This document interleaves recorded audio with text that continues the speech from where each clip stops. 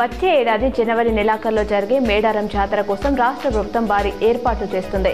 జాతర జరిగే ప్రదేశాన్ని 8 జోన్లు 31 సెక్టార్లుగా విభజించినట్లు అధికారులు తెలిపారు. 150 ఎకరాల్లో 49 పార్కింగ్ స్థలాలు, భక్తులకు ఇబ్బందులు లేకుండా 24 శాశ్వత, 20 తాత్కాలిక మొబైల్ టవర్లు నిరంతర విద్యుత్ సరఫరా చేయనున్నట్లు పేర్కొన్నారు. సికింద్రాబాద్ నుంచి నిజామాబాద్, కామారెడ్డి మీదుగా ఢిల్లీకి వీకెండ్ స్పెషల్ ట్రైన్ నడపనున్నట్లు రైల్వే అధికారి శ్రీధర్ తెలిపారు. సికింద్రాబాద్ నుంచి అకోలా మీదుగా నిజాముద్దీన్ ఎక్స్ప్రెస్ ఢిల్లీ చేరుకుంటుందన్నారు. ఈ నెల 28 నవంబర్ 2న సికింద్రాబాద్ నుంచి వెళ్లి ఈ నెల 30 నవంబర్ 4న రిటర్న్ అవుతుందని వెల్లడించారు. ప్రయాణికులు ఈ అవకాశాన్ని వినియోగించుకోవాలని సూచించారు.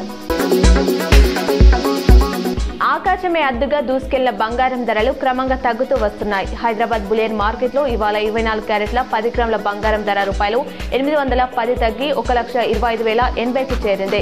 22 క్యారెట్ల 10 గ్రాముల పసిడిపై ₹750 పతనమై 1,14,650గా ఉంది. అటు కేజీ వెండిపై ₹1000 తగ్గి ₹1,74,000గా ఉంది. మద్యం షాపుల నిర్వహణకు దరఖాస్తుల స్వీకరణ గురువారంతో ముగియనుందని నిజామాబాద్ జిల్లా ఎక్సైజ్ సూపరింటెండెంట్ మల్లారెడ్డి తెలిపారు. నిన్నటి వరకు జిల్లా వ్యాప్తంగా 102 మద్యం షాపులకు 2,658 దరఖాస్తులు వచ్చినట్లు వెల్లడించారు. కాగా ఈ నెల 27న భారతీ గార్డెన్లో మద్యం దుకాణాల కేటాయింపు కోసం లక్కీ డ్రా నిర్వహించనున్నారు. ఉత్తరాఖండ్లోని పవిత్ర కేదార్నాథ్ ఆలయం మూతపడింది. భాయితూజ్ పండుగ సందర్భంగా ఇవాళ వేలాది మంది భక్తుల సమక్షంలో టెంపుల్ తలుపులను క్లోజ్ చేశారు. 6 నెలల తర్వాత ఆలయం తిరిగి తెరుచుకోనుంది. ఈ విరామ సమయంలో ఉక్కిరిమఠ్లోని ఓంకారేశ్వర్ బాబా కేదారేశ్వరుడు పూజలు అందుకోనున్నాడు. ఈ మేరకు స్వామి పల్లకి తరలి వెళ్లింది.